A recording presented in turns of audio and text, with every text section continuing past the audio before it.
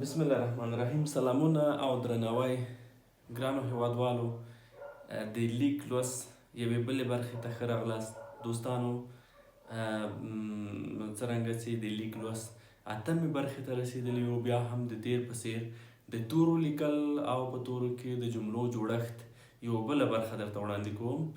نو هیله ده چې دغه هره برخه چې زه تاسو ته وړاندې کوم، تاسو په هغې باندې لا ډېر زیات کار وکئ.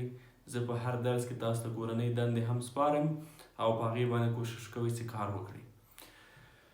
او په څنګ کې د ګرامر برخې هم له هیره مه وباسئ. نور بخشونه هم انشاءالله ترتیب دي او ډېر ژر تاسو ته وړاندې کیږي.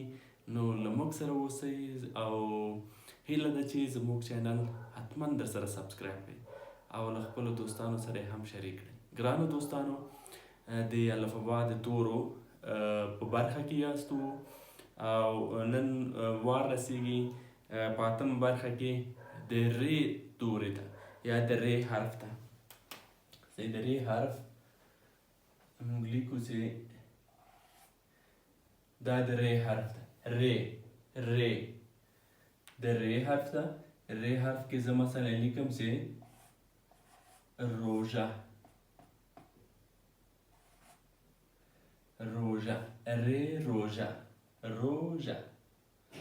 د ری روزه یعنی رمضان. روزه یا رمضان. ګرانو دوستانو، زه په دې کې تاسو ته جمله هم جوړوم چې مثلا زه وایم چې روزه نیول، روژه نیول فرض دی. روژه نیول فرض دی. روزه گرفتن فرض است. روزه نیول فرض دی.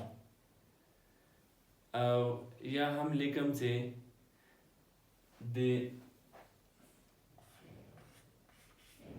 د نړۍ ټول مسلمانان روژه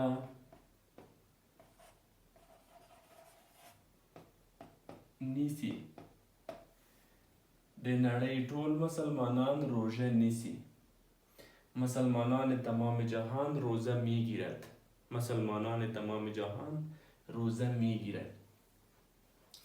او یا هم زه لیکم چې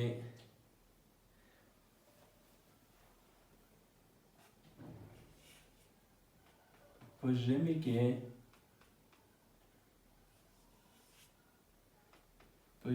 کې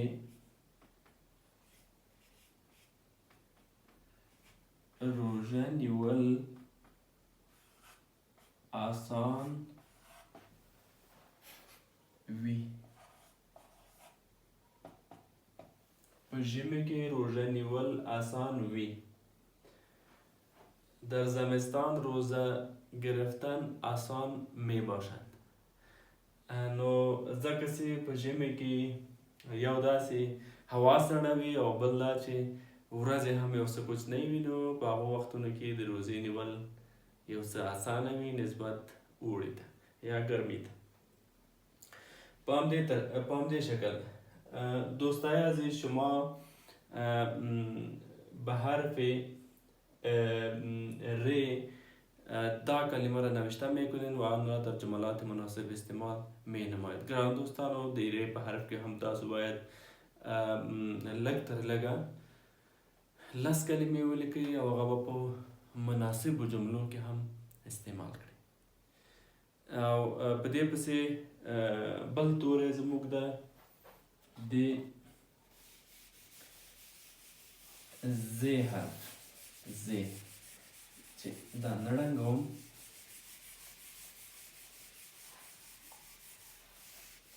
او صرف زه دومره لیکم چې د ری په سر یو ټکی اضافه کوم، دا به شي زی.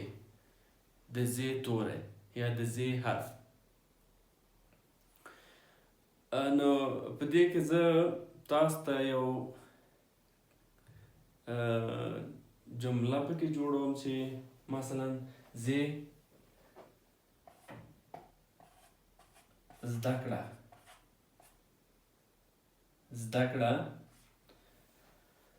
زده کړه معنا آموختن د دری آموختن یا زده کړه. نو زه لیکم چې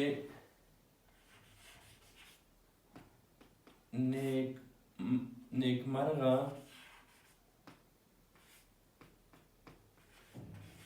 ژوند په زده کړه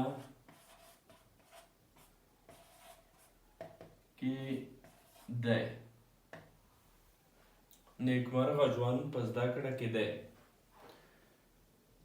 نیکمرغه ژوند په زده کړه کې دی.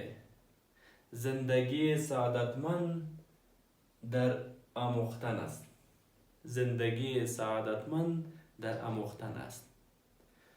او یا هم زه لیکم چې د زده کړې په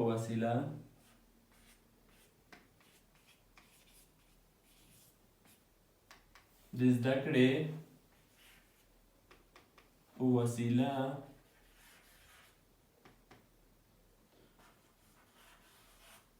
خپل ځان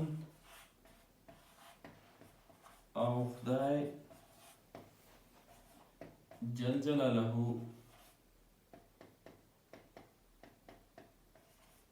پیژنو. د زده کړې په وسیله خپل ځان او خدای جل جلاله پیژنو. د زده کړې په وسیله خپل ځان او خدای جل جلاله پیژنو. با واسطه آموختن خود و خداوند جل جلاله میشناسیم. با وسیله آموختن یا با واسطه آموختن خود و خداوند جل جلاله میشناسیم. او یا هم بله جمله زه لیکم چې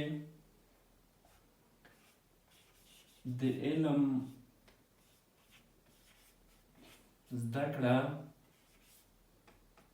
پر هر مسلمان فرض ده. د علم زده کړه پر هر مسلمان فرض ده.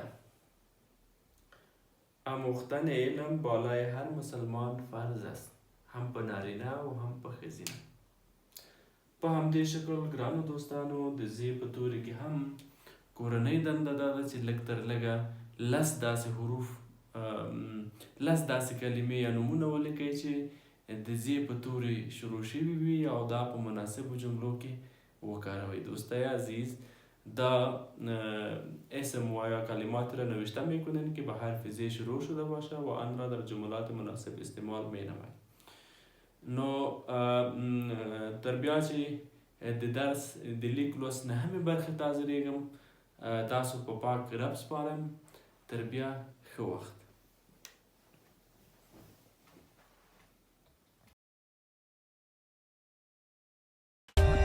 For more updates, subscribe to our channel, click the show links and enjoy watching the videos.